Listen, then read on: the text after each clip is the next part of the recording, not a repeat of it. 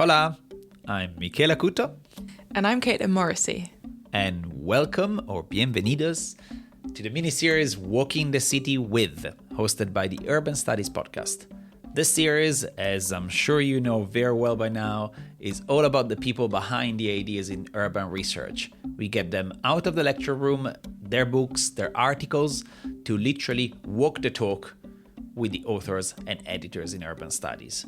And the series is a bit of a world first for urbanists, is that it is peer-reviewed through the Urban Studies Journal. So it's a peer-reviewed podcast, and you should know that you're in for a double-checked treat. And in this mini-series, we're putting the spotlight, or giving the microphone to, how these authors and editors are doing global urbanism by getting out there in the streets of cities around the world. So, who did you take for a walk this time, Michele? Oh, this one was a fun one. I went out with Sergio Montero, who's professor and director of the BRACE, Institute for Inclusive Economies and Sustainable Livelihoods at the University of Toronto, Scarborough. And in this episode, we are talking with him about urban solution industry, best practice mobilities, and theoretical frustrations. And as per usual, we kicked off by going with him on a bit of a journey through time to see how we got from teenager Sergio in regional Spain all the way to Professor Montero turning up at the World Bank in DC. Ready, Caitlin? Let's go. How did you get into urban studies? I've been thinking a lot about that actually recently, and I think it has to do with the fact that I grew up in a small town in the south of Spain. This is like a 5,000 people that live there, and I lived there all my life until I was 18.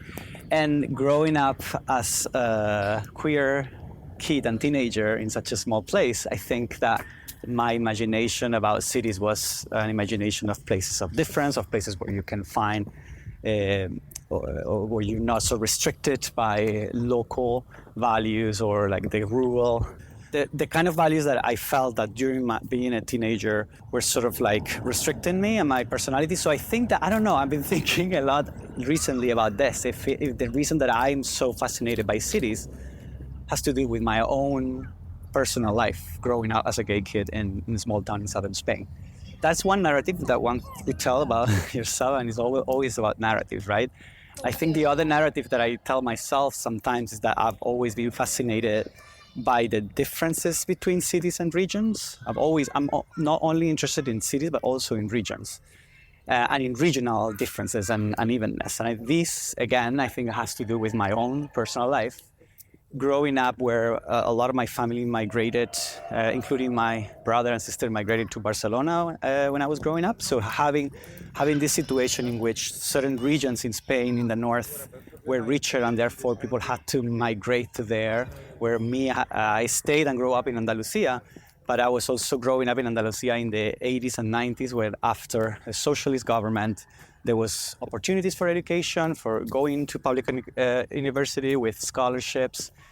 That was something that my brother and my sister didn't have. And so I go to Barcelona every year, and I would always be shocked by the differences between Barcelona and my hometown, my little village. So I think like this difference between regions, even within a country, was always like part of like what fascinated me in studying cities, but also regional economic development, which is my other area of research. Yeah, I think that's maybe why, or maybe one of those or the two combines, that I became interested in urban, but also in regional studies.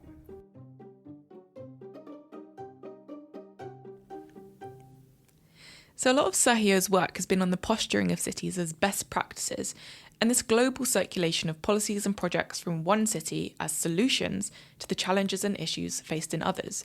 This is sometimes described as the urban solutions industry. And on your walk, Sergio told us about his interest in how these best practices emerge and begin to circulate, and who is involved in those processes. Yeah, I think my interest with best practices and sort of like the global circulation of ideas probably again has to do with my own life of being traveling. So I'm originally from Spain, but then I did my PhD in Berkeley, but then I did my research in Latin America, and specifically in Bogotá. And I think Bogotá, when I first went to Bogotá in 2007, when I was still doing my master's thesis, That was like a big moment for me. Like, I don't know what that city has, but it really sort of like moved something inside of me. And started to realize all the things that were happening in that city. But then it was not a lot of people at that time. Now many people know about Bogota, but at that time it was not very well known. So everyone was like, having all these narratives of like insecurity or drug trafficking. How dare you going to Bogota? What do you mean? Like, you're gonna be killed. And then I discover Ciclovia. I discover all these like new bus transportation initiatives that are happening there. And I'm like, well, there are all these things happening in this city that are, from a planning perspective, and I was doing my master in city planning. It's very interesting. So I ended up very much interested in that, and I remember my master thesis on like the changes, the sort of like the political economy of the changes that have happened in urban planning in Bogota. So looking at that time very much at decentralization processes, or like how these changes that happened in Bogota were related with bigger political and economic changes that happened in Bogota in the 80s and 90s and in Colombia. But then for my PhD, I soon, little by little, and I remember being in Berkeley during my last year of my master, and then Enrique Peñalosa came to give a talk about Bogota. And he was like, everybody was clapping, all the planners were fascinated.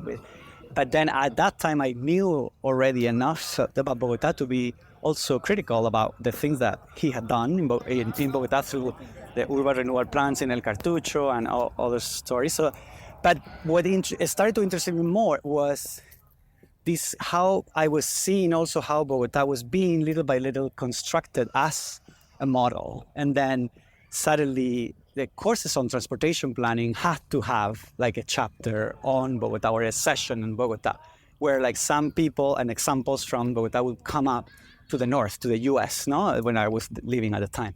So it was fascinating to me how this city that a lot of people associated with insecurity, drug, violence, suddenly became this model for urban planning and transportation policy. I was critical of the model, and then I had this idea, okay, well, I can write my dissertation on being critical of the Bogota model and show how it's not so perfect and how all these things are terrible in Bogota.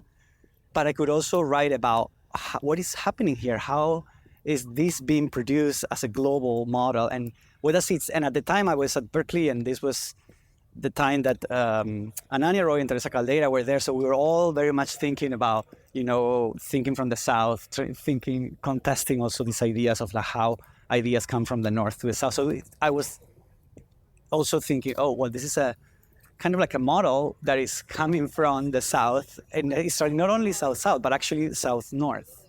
And so then I was like, well, I want to sort of like do this research because I think there's like some sort of power relations here that we cannot capture with the traditional ways of looking at urban politics, because this is like a global aspect of dynamics that are happening. And even though Bogota is becoming this model for other cities, there is the World Bank, there is like think tanks, there are a series of actors that are behind this that at the time I didn't understand very well.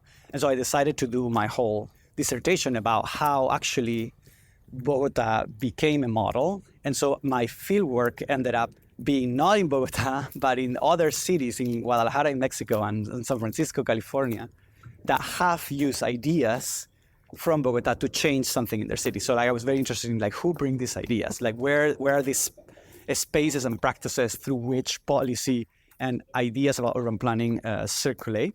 And then I realized, for instance, that Washington, D.C. became a fieldwork for me. Like I had to go because I soon realized that there were development institutions involved, that there were also global think tanks like ITDP and a series of actors that were very interested in Bogota because the story of Bogota, the narrative of this urban success, that obviously is a narrative, but it was a very powerful narrative that allowed many actors to sort of like promote BRT or Ciclovia bicycle policy style around the world. So then Bogota became sort of like this best practice from the South, but in a way also only in the moment that aligned with the North agendas and priorities.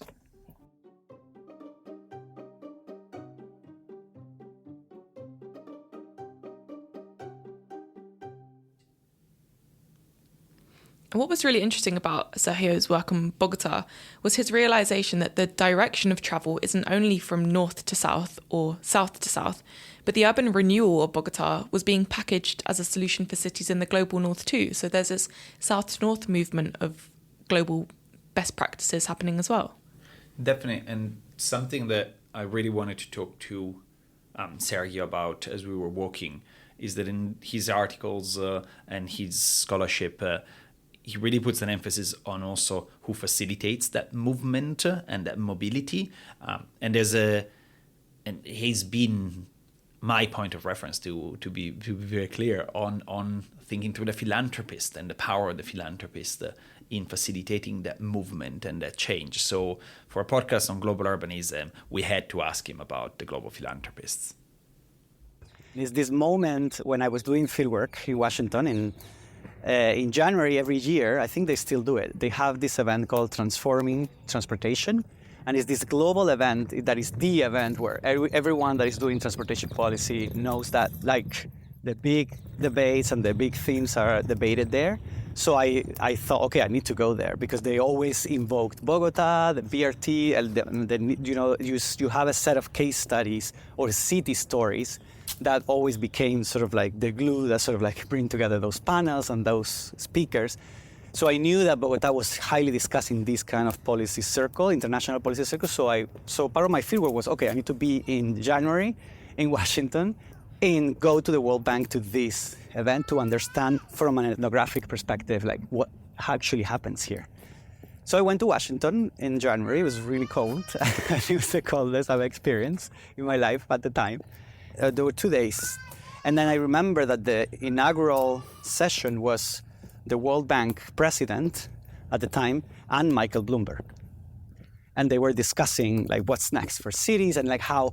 And I remember like this sentence that the president of the World Bank saying, "Oh, we've been known as the knowledge bank, but now we want to be the solutions bank." And that kept resonating with me. And then the fact that Michael Bloomberg, at the time mayor of New York, but then already Bloomberg Philanthropy is becoming a bigger player in cities, then there was something there that I felt, okay, so this is what is happening. Like Bogotá is like just like one of these solutions that are being circulated. So there is something in the expertise that is being produced right here that is what explain, not all, because that would be also very simplistic to say that this is just like that, I don't know, that BRT is like a project of the World Bank. That would be simplistic, but definitely it's a powerful actor.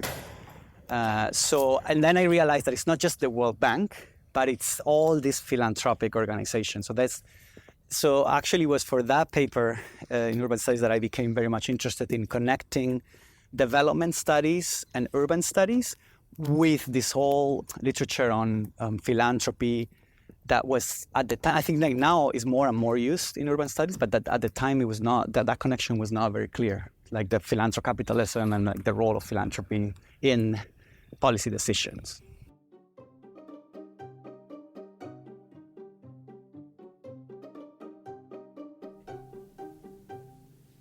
And just like that, we've already been to Bogotá in Colombia and Washington, D.C. in the United States in the space of one episode, walked through the streets of London. We've been all over. And just to bring this conversation about philanthropic engagement in the urban solution industry into the present day, Sergio mentioned that he was uncertain about the contemporary motives for this engagement, with philanthropies becoming seemingly more outwardly motivated by issues of social and racial justice, but questioning, is this a way to gain social and political legitimacy for more market-oriented goals, rather than a true transition to more progressive and socially oriented rationales? Philanthropy is becoming more and more interested in cities, and this not just, I mean, obviously Bloomberg is the big example and maybe the main one that is working with cities in a very sort of like explicit way. But there's now a lot of other philanthropies that do that. And that, of course, probably has to do with the increasing inequality in the world. So like now that we have more people, more millionaires and more billionaires in this moment of time, that Thomas Piketty shows very eloquently, has shown in his research, now philanthropy has more money. And so there's more money to do things. And then there's this idea that cities can be the solutions, especially for climate change. And I think that's the other part of the story, where when climate change and urban health, which is, I think, the two maybe discourses that have been more promoting the idea of Bogotá transportation policies. Anyway, so that you see that the Bogotá story is just like the rise, in a way, of philanthropic funding for cities, for issues of public health, and for issues of sustainability and climate change. And so I see there are more and more philanthropic organizations. Now, what I also see, and this is like something that I still try my head around it, and I don't know if it's more like a speculation than based on data, but I think that what's happening is that philanthropic foundations are also realizing themselves of that global approach of best practices and quick solutions here and there is not working. So I think and I hope, because I see more and more, for instance, a lot of public health foundations these days are talking about racial justice and talking about structural racism in a way that you would never hear this before, like 10 years ago, but even like 5 years ago, I would say. Now, and I'm not an expert in these issues, but whether this racial justice or structural racism that they talk about they're talking in a meaningful and sort of like multi-scalar way in which they want to really attack the problem, or is just another round of different superficial interventions, I'm not sure, that for sure. But I think that there is a change, and there's also, I saw Hewlett Foundation, for instance, now, is like funding all these initiatives to rethink economics and alternatives to neoliberalism in a way that I don't think I've heard that questioning neoliberalism before. No, and so, but again, I still don't know if that is some sort of a change or it's just like another way in which these best practice or superficial interventions have evolved into now questioning bigger issues, because the philanthropists really want to attack big issues, right? Because that's where they want to be known, for the millionaires that fund them. There's something interesting there, and I think more work should be done in this, because there's a very powerful way in which philanthropic funding can impact on cities particularly. And I don't know if this is a significant change happening, or it's just like a superficial change of discourse. And in the context of Sergio's more recent work on formulating a posteriori comparisons, he offered us a peek under the hood of his experiences of publishing and how he has confronted attitudes about where to, capital T, theorise from. Especially this idea that if you're theorising from the South, you can't claim to be speaking about a global phenomena, but an idiosyncratic or an individual case, but that the same standards wouldn't be applied to research emerging from large cities in the global north. Mm-hmm. So that idea of a posteriori comparisons is a more recent one. After I had maybe a bit more time to reflect on all of the things that I've been doing research and then publishing about the circulation of policies and ideas, and using Bogotá as my example. But then I also realized that in many of my publications, I was being disciplined into framing my research as a Bogotá case, or as like a Latin American case, like something that is a case. And I actually, to be honest, that other article in Urban Studies that is now called Leveraging Bogotá and Urban Solutions, it was initially called Leveraging Cities. Because my idea there was to think about urban. Yes, I was using the case of Bogotá to think about a global process, but it was a global process where I was trying to theorize and to think about. But one of the reviewers was like, well, you're talking about here leveraging city, but you really are talking about a particular case that is Bogotá. So I had to change the title of that article to have Bogotá in it. Whereas we obviously know that when people write about 2 or 3 cases in London or in the UK or in some small place in the US, they don't have to necessarily include the names of their cities in the title. So the a posteriori comparisons article, and as a method to come up with from this idea of and I was seeing that, and also being based as I was based at the University of the Andes for the last 8 years, being based in Colombia and then participating not only in the academic conferences in English, but also in the academic conferences in Spanish, I could also see how Latin American scholars tended to present their work always as the name of the city, very big in the title. This is a case study.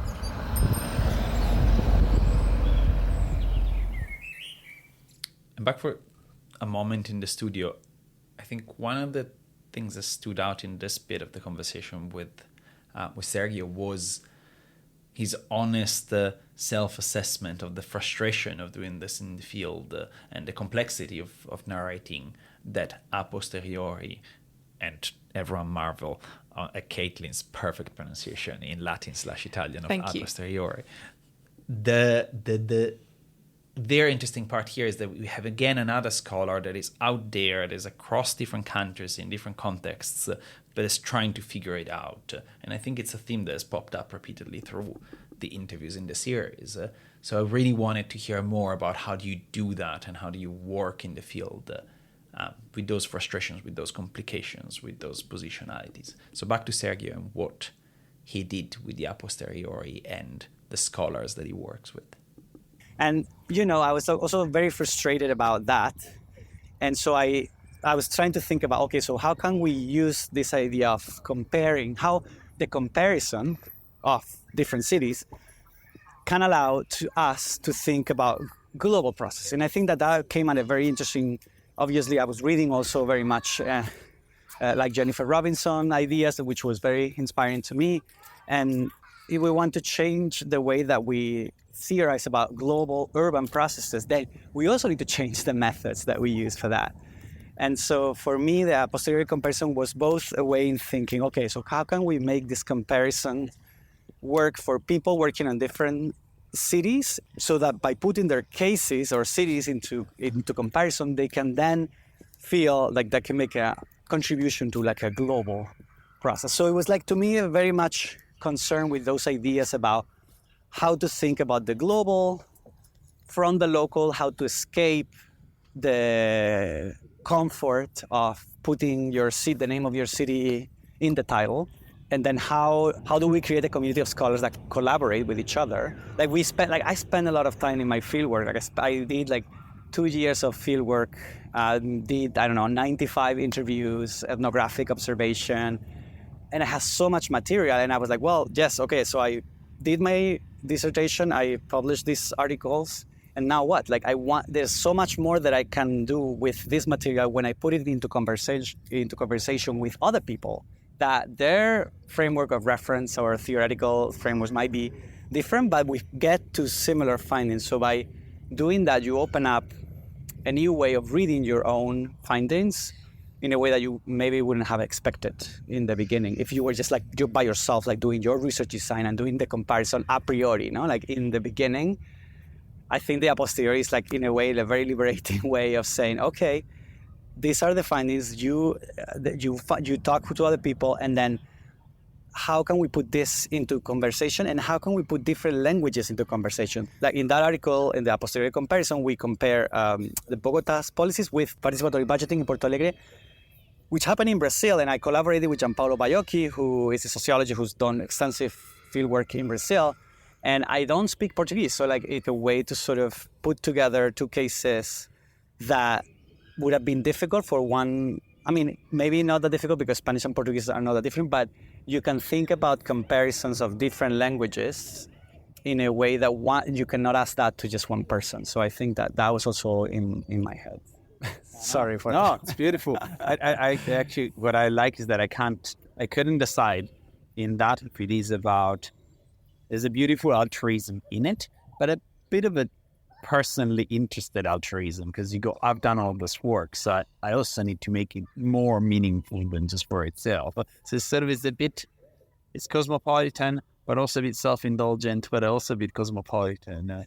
Yeah, no, definitely. But you can think of why do we, and I got a lot of grants also to do that field work, so it was a lot of work, but then you just publish some articles and that's it. And so it's not so much about me thinking, oh no, I should get more out of this. Rather than that, it's more thinking there's all this thing that if, for instance, if I collaborate now with someone who's interested in bicycle activism, then I can use some of the material to contribute to a different kind of debate that is going to be also interesting for that other person. And so how can we, have an impact in different kind of debates, and or even with policymakers.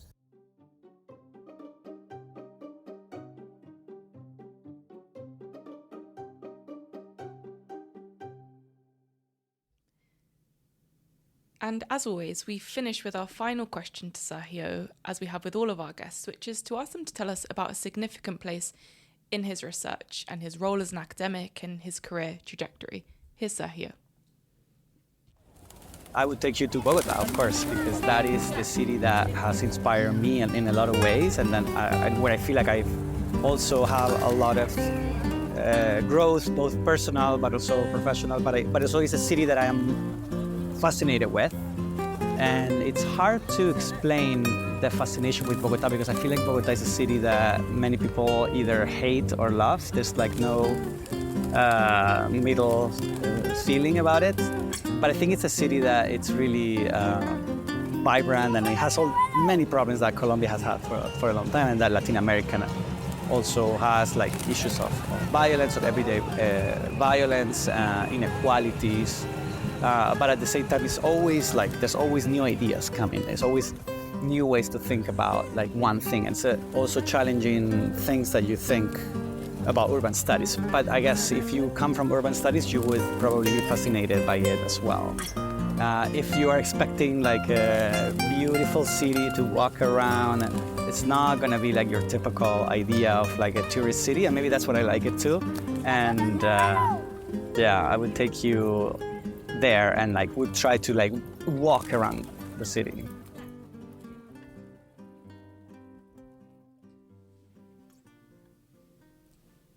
And back in the studio, how fitting is that to wrap up our 6th episode talking about walking around the city and meandering in city walk, don't you think? Couldn't be more perfect. I absolutely loved this conversation with Sergio. It was inspiring, and like all of the guests that we've had on the podcast, everything they said was fascinating. Everybody will take away different conclusions, and it's impossible to kind of summarize or reflect upon what they said, or to summarize the personal trajectories that they've been on. So instead, just going to take a couple of takeaways from what we heard. I thought it was really interesting to hear from Sergio how in real time he was identifying and following the positioning of Bogotá as a best practice, following its south to north global circulation, the way it was manufactured as a solution by some of the world's largest philanthropies and think tanks. And his work on that topic has been incredibly influential and super interesting. And it's been fascinating to hear about his personal reflections and his journey into that research, particularly because I think we heard from Colin in our first episode about this idea that in retrospect you can make sense of a career in urban studies or urban geography and begin to see that there are some common strands or there are some subconscious paths that people take. Whereas Sergio was highlighting, when he was telling us about his work on Bogotá, these real moments of clarity where the theory is happening right in front of you and it becomes this thing, this cause, this case that you really want to research. It is meaningful to you and it matters to urban studies and urban life that this phenomena is paid attention to in urban studies. And I just thought that that was really fascinating in a really relatable way, again, like Colin, of thinking through how academic trajectories or research trajectories come to be, that they can be this crystallized.